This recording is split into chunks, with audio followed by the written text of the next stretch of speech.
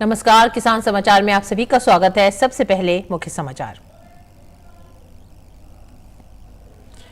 प्रधानमंत्री नरेंद्र मोदी ने सोमवार को कर्नाटक के बेलगावी में पीएम किसान सम्मान योजना के तहत 13वीं किस्त 16,800 करोड़ रुपए किए जारी। कहा, छोटे किसान सरकार की प्राथमिकता। हमारा मोटा अनाज हर मौसम हर परिस्थिति को झेलने में सक्षम। आज का बदलता हुआ भारत हर वंचित को वरीयता देते हुए एक के बाद एक विकास के कर रहा है काम।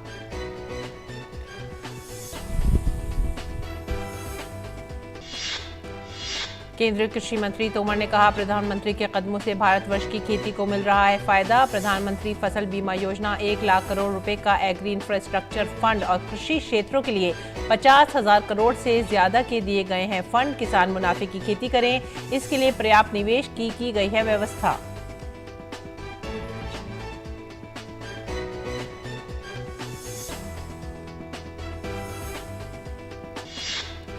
केंद्रीय मंत्री पुरुषोत्तम रुपाला ने ICAR CIBA परिसर चेन्नई में 3 राष्ट्रीय प्रमुख कार्यक्रमों का किया शुभारंभ और उद्घाटन। कहा, किसान झींगा उत्पादन की ओर होंगे आकर्षित। नीली क्रांति का सपना पूरा करने में मिलेगी सफलता। भारत तीसरा सबसे बड़ा मछली उत्पादक देश।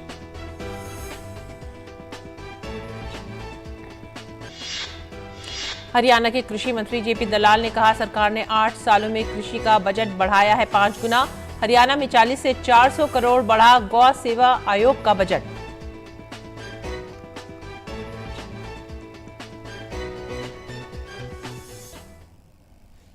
मुख्य समाचार के बाद खबरें अब विस्तार से।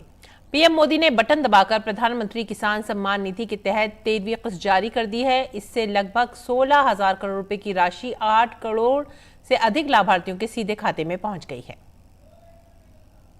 I request Honorable Prime Minister Shri Narendra Modi ji to release the 13th installment of Prime Minister Kisan Samman Nidhi worth rupees 16,000 crores.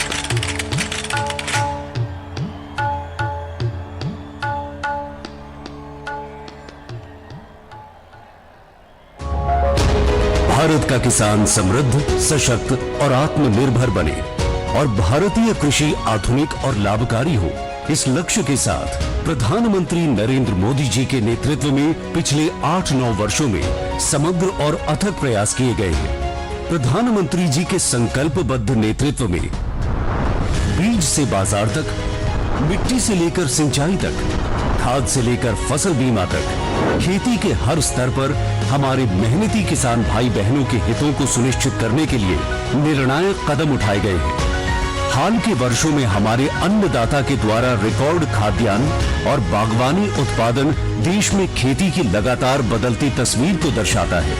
प्राकृतिक खेती हो या भारत सरकार की पहल पर संयुक्त राष्ट्र के द्वारा वर्ष 2023 को पोषक अनाज यानी श्री अन्न के अंतर्राष्ट्रीय वर्ष इंटरनेशनल ईयर ऑफ मिलेट्स के रूप में मनाने का निर्णय खेती के साथ पर्यावरण और पोषकता के परस्पर समन्वय पर भी सरकार का पूरा फोकस है। किसानों की खेती से जुड़ी छोटी छोटी जरूरतों को पूरा करने की ऐसी ही एक अहम पहल है पीएम किसान सम्मान निधि योजना यानी पीएम किसान।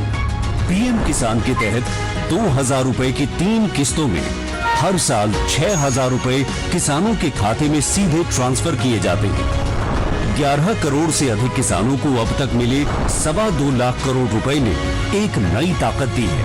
जब खाद लेने का समय होता है, जब बीज लेने का समय होता है, तो ये मदद किसान तक पहुंच जाती है। पीएम किसान निधि ने उनकी बहुत बड़ी चिंता को कम कर दिया है।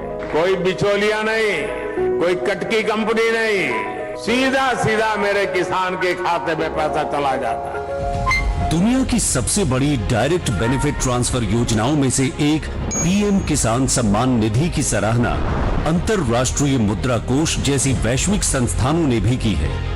डिजिटल प्रणाली के जरिए किसानों की पहचान से लेकर उनके खाते में रुपए भेजने का काम सफलतापूर्वक और पारदर्शी तरीके से किया जा रहा है। डायरेक्ट खाते में आते हैं, वो फोन में मैसेज आ जाता है, सुनते ही बड़ी खुशी होती है। समय पे पैसे जब आ जाते हैं खाते में तो खाद बीज लेकर खेत की बुआई आराम से हो जाती है। ಬೇರೆ ಸರ್ಕಾರ ಇದ್ದಾಗ ಯಾವುದೇ ರೈತರುಗಳಿಗೆ ಈ ತರ ಅನುಕೂಲ ಆಗಿರಲಿಲ್ಲ.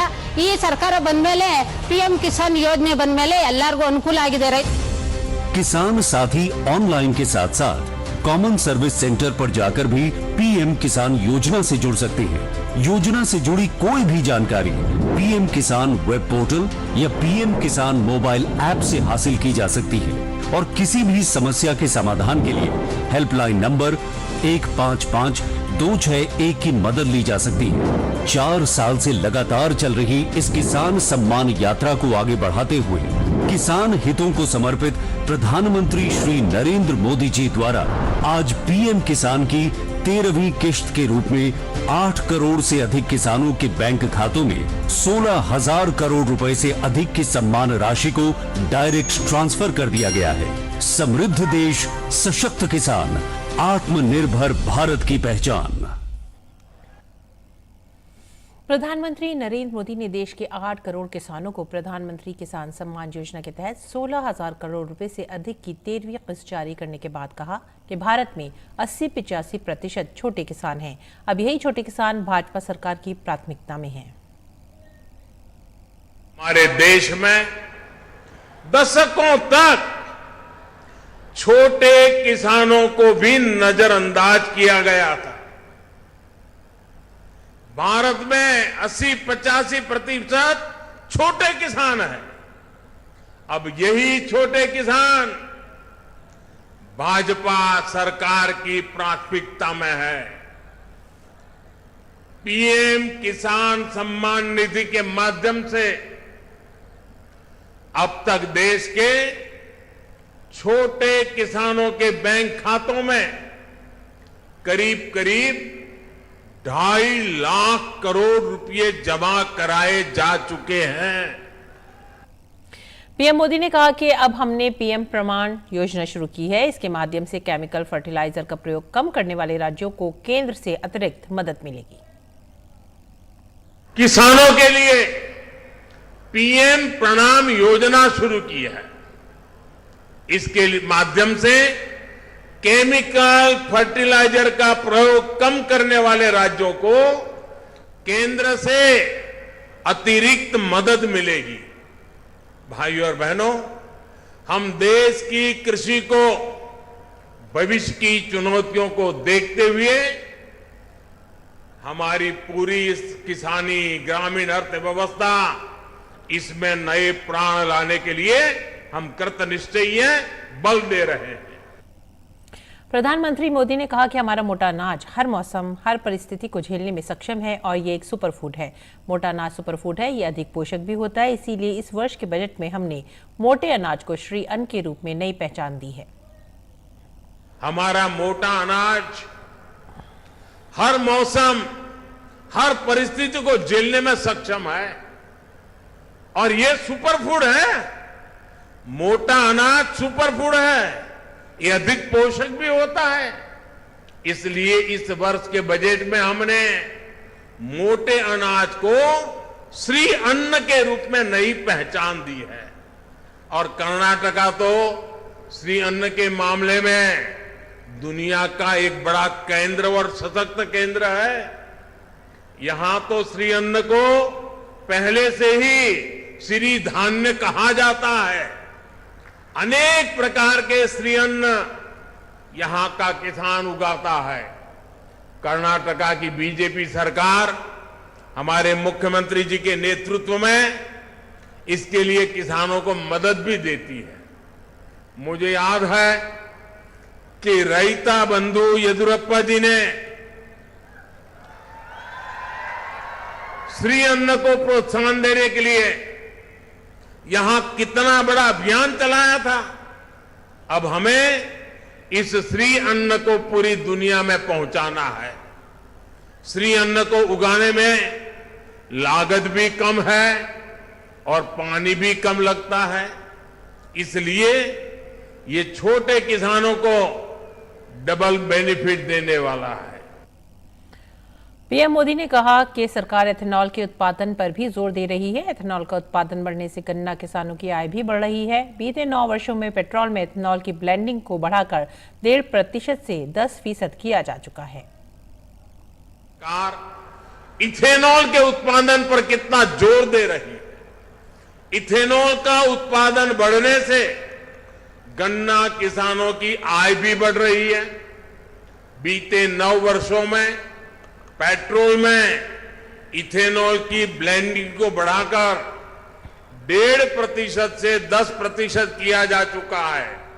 अब सरकार पेट्रोल में 20% इथेनॉल ब्लेंडिंग का लक्ष्य लेकर चल रही है। इस अवसर पर केंद्रीय कृषि मंत्री नरेंद्र सिंह तोमर ने कहा कि प्रधानमंत्री मोदी ने जब किसानों की आमदनी बढ़ाने की बात कही, व इसके लिए देश का आह्वान किया, तो सरकार की ओर से भी पीएम किसान सम्मान निधि योजना बनाई गई, जिससे किसानों को लगातार मदद मिल रही है। नरेंद्र मोदी जी ने जब से कामकाज संभाला है, तब से लगातार उनके द्वारा इस बात की कोशिश की जाती रही है कि किसान कैसे समृद्धशाली हो, हमारा देश कैसे आगे बढ़े, गांव गरीब किसान की हालत कैसे सुधरे। और इसलिए आप सब ने अनुभव किया होगा, 13-14 में कृषि मंत्रालय का बजट 21,000 करोड़ रुपया होता था। आज मोदी जी के राज में कृषि मंत्रालय का बजट 5 गुना बढ़कर 1,85,000 करोड़ रुपया हो गया है। और इसका फायदा आज देश भर के किसानों को मिल रहा है। कृषि मंत्री ने कहा कि प्रधानमंत्री की पहल पर संयुक्त राष्ट्र ने 2023 को अंतर्राष्ट्रीय मिलेट ईयर घोषित किया है। मिलेट्स का उत्पादन, उत्पादकता बढ़े, इस दिशा में सभी चिंता करें। श्री अन्न की खपत बढ़े, साथ ही इसका निर्यात भी बढ़े। प्रधानमंत्री जी ने संयुक्त राष्ट्र संघ में यह प्रस्ताव रखा कि जो मिलेट्स है, माननीय प्रधानमंत्री जी ने उसको श्री अन्न नाम दिया है। श्री अन्न बाजरा, श्री अन्न रागी, श्री अन्न ज्वार, ये मिलेट्स पूरी दुनिया में प्रचारित हो, व्यक्ति के भोजन की थाली में यह मिलेट्स प्रतिष्ठा पाए, इसके लिए पूरी दुनिया में 2023 को श्री अन्न मिलेट्स ईयर के रूप में मनाना चाहिए। 18 मार्च को दिल्ली में माननीय प्रधानमंत्री जी अंतर्राष्ट्रीय सम्मेलन को संबोधित करेंगे और इस मिलेट्स ईयर का लॉन्च करेंगे। केंद्रीय कृषि मंत्री तोमर ने कहा कि प्रधानमंत्री के कदमों से भारतवर्ष की खेती को मिल फायदा रहा है। प्रधानमंत्री फसल बीमा योजना 1 लाख करोड़ रुपए का एग्री इंफ्रास्ट्रक्चर फंड और कृषि क्षेत्रों के लिए 50,000 करोड़ रुपए से ज्यादा के फंड दिए गए हैं। आगे बढ़ेंगे अगली खबर की तरफ। केंद्रीय मत्स्य पालन पशुपालन मंत्री पुरुषोत्तम रुपाला ने सोमवार को चेन्नई में जल जंतु रोगों और आनुवंशिक सुधार कार्यक्रम के लिए राष्ट्रीय निगरानी कार्यक्रम के दूसरे चरण का शुभारंभ किया। उन्होंने कहा कि प्रधानमंत्री संपदा योजना के तहत मछली उत्पादन 70 लाख टन बढ़ाने और निर्यात से होने वाली आय बढ़ाकर 2024-25 में 1 लाख करोड़ रुपए करने का लक्ष्य रखा गया था। उन्होंने बताया कि जल जंतु रोगों के लिए राष्ट्रीय निगरानी कार्यक्रम शुरू किया गया है, जिसके लिए 33 करोड़ रुपए 3 वर्ष के लिए आवंटित किए गए हैं। ये कार्यक्रम किसानों को इन रोगों की पहचान करने और समाधान सुझाने में मदद करेगा। मछली रोगों की समय पर सूचना देने के लिए अलग से एक ऐप विकसित किया गया है। रुपाला ने बताया कि झींगा किसानों के लिए भारतीय कृषि अनुसंधान परिषद और CIBA ने बीमा कंपनी के सहयोग से फसल बीमा योजना भी शुरू की है। इससे बड़ी संख्या में किसान झींगा उत्पादन की ओर आकर्षित होंगे और नीली क्रांति का सपना पूरा करने में सफलता मिलेगी। जय जय कृषि परिषद भारत की, सुखद प्रतीक हरित भारत की। कृषि धन पशुधन मानव जीवन, दूध मत्स्य फल यंत्र सुवर्धन। वैज्ञानिक विधि नव तकनीके, पारिस्थितिकी का संरक्षण। शस्य श्यामला छवि भारत की, जय जय कृषि परिषद भारत की। हिम प्रदेश से सागर तट तक, मरुधरती से पूर्वोत्तर तक। हर पथ पर है मित्र कृषक की, शिक्षा शोध प्रसार सकल तक। आशा स्वावलंबित भारत की, जय जय कृषि परिषद भारत की, जय जय कृषि परिषद भारत की। मध्य प्रदेश के मुख्यमंत्री शिवराज सिंह चौहान ने कहा कि मध्य प्रदेश में मिशन अमृत सरोवर के क्रियान्वयन को निरंतर सफलता मिल रही है। प्रत्येक जिले में 75-75 अमृत सरोवर बनाने के लक्ष्य को पाने के लिए विभिन्न विभाग समन्वय से कार्य कर रहे हैं। जनप्रतिनिधि और नागरिक भी सरोवर निर्माण में सहयोगी बने हैं। मुख्यमंत्री चौहान सोमवार को समतप भवन में अमृत सरोवर निर्माण की प्रगति की समीक्षा कर रहे थे। मध्य प्रदेश अमृत सरोवर के पूर्ण कार्यों की संख्या के आधार पर देश में द्वितीय स्थान पर है। प्रदेश में 2657 अमृत सरोवर बन चुके हैं। इस वर्ष 5372 अमृत सरोवर निर्माण का लक्ष्य है।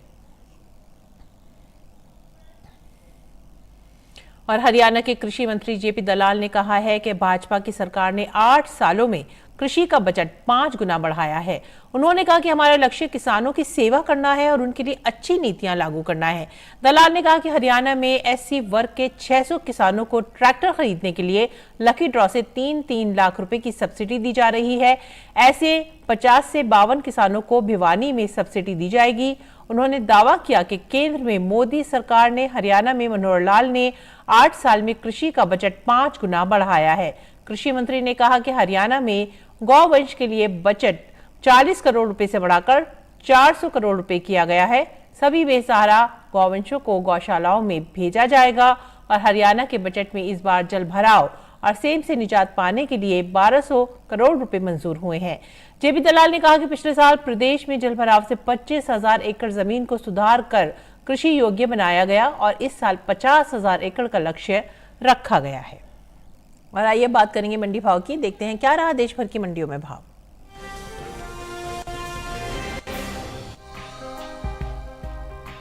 कृषि उपज मंडियों में चने की आवक अच्छी बनी हुई है, लेकिन सोमवार को चने के भाव में ज्यादातर मंडियों में गिरावट देखी गई।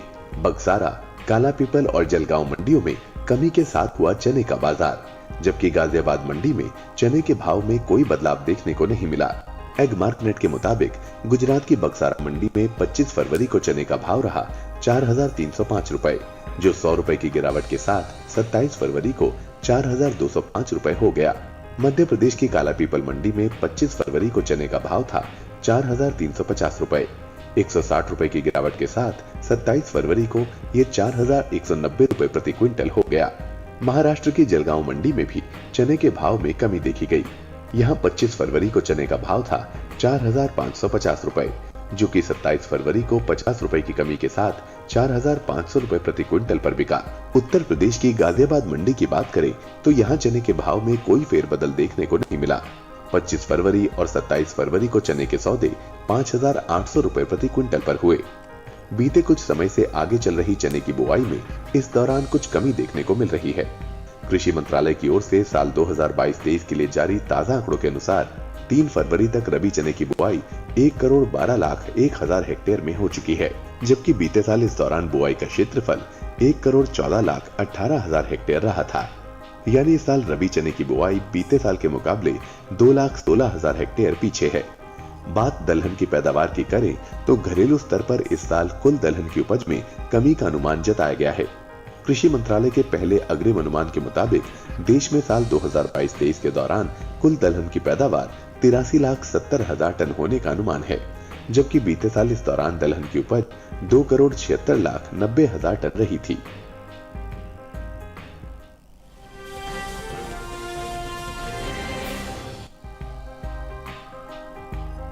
कपास की आवक इन दिनों सामान्य बनी हुई है। भाव पर नजर डालें तो धोराजी और ध्रोल मंडी में कपास के सौदे मजबूती के साथ हुए, जबकि कुबेर मंडी में इस दौरान कपास के भाव में कोई बदलाव देखने को नहीं मिला। एग मार्केट के अनुसार गुजरात की धोराजी मंडी में 25 फरवरी को कपास का भाव रहा 7,830 रुपए, 27 फरवरी को इसके भाव में 100 रुपए की मजबूती आई और भाव हो गया 7,930 रुपए। राज्य की ध्रोल मंडी में कपास के सौदों में बड़ा उछाल देखा गया। 25 फरवरी को कपास के सौदे 7,600 रुपए पर हुए थे, वहीं 27 फरवरी को इसके भाव में 325 रुपए की मजबूती आई और भाव हो गया 7,275 रुपए। हालांकि राजस्थान की सूरतगढ़ मंडी में कपास के भाव में हल्की बढ़त देखने को मिली। 25 फरवरी को कपास का भाव था 8,205 रुपए। 27 फरवरी को इसके सौदों में 35 रुपए की मजबूती आई और भाव 8,240 रुपए हो गया। जबकि तेलंगाना की कुबेर मंडी में बीते 2 दिनों के दौरान कपास के भाव स्थिर रहे। यहाँ 25 और 27 फरवरी को कपास 7,700 रुपए पर बिका।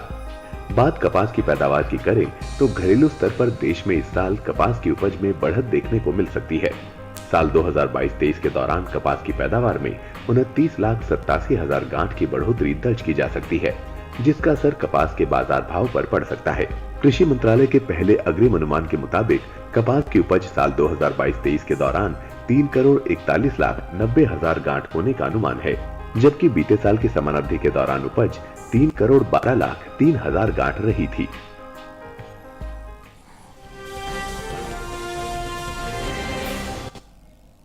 और अब बात करेंगे मौसमी खेती की। किसान इस मौसम में कैसे रखें अपनी खेती का ख्याल, आइए देखते हैं।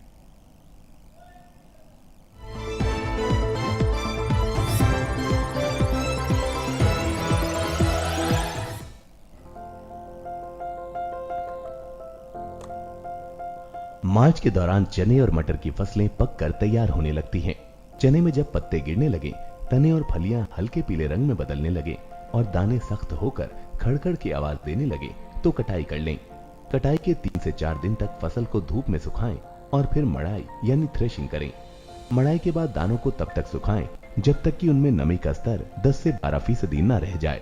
देर से बोई गई सिंचित चने की फसल में जरूरी हो तो दूसरी सिंचाई बुआई के 100 दिन बाद कर दें। मार्च में दाने वाली मटर भी तैयार हो जाती है। फलियों के सूख कर पीली पड़ जाने के तुरंत बाद कटाई कर लेनी चाहिए। समय से कटाई करेंगे तो बीज बिखरेंगे नहीं। कटाई के बाद फसल को धूप में खूब सुखाने के बाद ही मड़ाई करें। वहीं मसूर के किसान फली बनने के दौरान हल्की सिंचाई कर लें। जब खेत में 70 से 80% फलियां सूखने जैसी अवस्था में आ जाएं, तो कटाई कर लेनी चाहिए। मार्च के दौरान ग्रीष्मकालीन उड़द और मूंग की बुआई कर सकते हैं। इनकी खेती उत्तर भारत की बलुई दोमट मिट्टी से लेकर मध्य भारत की लाल और काली मिट्टी में की जा सकती है। बुआई से पहले खेत में उचित नमी होना जरूरी है। बारीक और भुरभुरे खेत उड़द और मूंग के लिए अच्छे माने जाते हैं। ग्रीष्मकालीन मूंग की बुआई का सही समय 10 मार्च से 10 अप्रैल तक है, जबकि उड़द की बुआई 15 फरवरी से 15 मार्च तक की जा सकती है। अच्छी पैदावार और क्वालिटी के लिए अच्छी किस्में बोएं।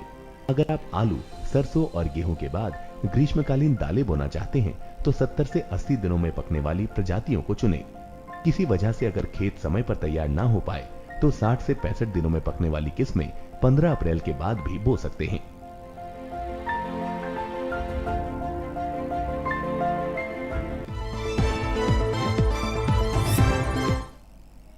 और अब जानते हैं कुछ और खबरें खास खबर में। दक्षिण कश्मीर के पुलवामा जिले के अवंतीपुरा इलाके में स्थित पदगामपुरा गांव में सोमवार देर रात शुरू हुई मुठभेड़ में एक आतंकवादी मारा गया। पुलिस के अनुसार सेना, सीआरपीएफ और जम्मू कश्मीर पुलिस की संयुक्त टीम ने इलाके में कुछ आतंकवादियों की मौजूदगी के बारे में विश्वसनीय जानकारी मिलने के बाद पदगामपुरा गांव में घेराबंदी करके तलाशी अभियान शुरू किया था। मणिपुर के नोनी में आज सुबह तड़के करीब 2:46 पर भूकंप आया। राष्ट्रीय भूकंप विज्ञान केंद्र के अनुसार भूकंप की तीव्रता 3.2 थी। भूकंप के कारण अभी तक किसी भी प्रकार के जानमाल के नुकसान की कोई खबर नहीं है। नीट पीजी परीक्षा तय कार्यक्रम के अनुसार 5 मार्च को ही आयोजित की जाएगी। सुप्रीम कोर्ट ने परीक्षा टालने की मांग वाली याचिकाओं को खारिज कर दिया है। याचिकाकर्ताओं ने आग्रह किया था कि परीक्षा की तैयारी के पर्याप्त समय नहीं मिल पा रहा है। सोशल मीडिया पर वायरल हो रहे एक ट्वीट में दावा किया गया है कि केंद्र सरकार ने हाल के बजट में स्वास्थ्य सेवा पर 5% कर का प्रस्ताव किया है। पीआईबी फैक्ट चेक में यह दावा फर्जी पाया गया है। ये वायरल मैसेज पूरी तरह से गलत और तथ्यहीन है। ट्वीट के साथ संकलन पत्र वर्ष 2011 का है और इसे गलत संदर्भ में शेयर किया जा रहा है। सीबीएसई ने छात्रों से 10वीं और 12वीं की परीक्षाओं के संबंध में फैलाई जा रही अफवाहों और फर्जी सूचनाओं पर ध्यान न देने को कहा है। सीबीएसई ने इस संबंध में सार्वजनिक सूचना जारी की है। सीबीएसई ने कहा है कि कुछ असामाजिक तत्व सोशल मीडिया प्लेटफॉर्म पर पेपर लीक होने संबंधी अफवाहें फैला रहे हैं और प्रश्न पत्र उपलब्ध कराने का दावा कर रहे हैं। बोर्ड ने कहा कि ऐसे तत्वों की पहचान करके उनके खिलाफ कार्रवाई करने के लिए सख्त कदम उठाए जा रहे हैं। राष्ट्रीय राजधानी नई दिल्ली के मेजर ध्यानचंद स्टेडियम में चल रहे आदि महोत्सव का कल समापन हो गया। महोत्सव के समापन के दौरान केंद्रीय मंत्री भूपेंद्र यादव और केंद्रीय जनजातीय कार्य मंत्री अर्जुन मुंडा ने शिरकत की। प्रधानमंत्री नरेंद्र मोदी ने बीती 16 फरवरी को आदि महोत्सव का उद्घाटन किया था। राजधानी नई दिल्ली के राष्ट्रीय संग्रहालय में भारत और डेनमार्क की रजत धरोहरों की पहली बार अंतर्राष्ट्रीय प्रदर्शनी लगाई गई है। 30 अप्रैल तक चलने वाली इस प्रदर्शनी में भारत और डेनमार्क की चांदी से बनी कलाकृतियों और आभूषणों को प्रदर्शित किया गया है। प्रदर्शनी का उद्घाटन डेनमार्क के prince Frederik Andre Henrik Christian और राजकुमारी मैरी एलिजाबेथ ने किया। इसी के साथ ही आप हमारी पूरी टीम को दीजिए इजाजत। आदाब।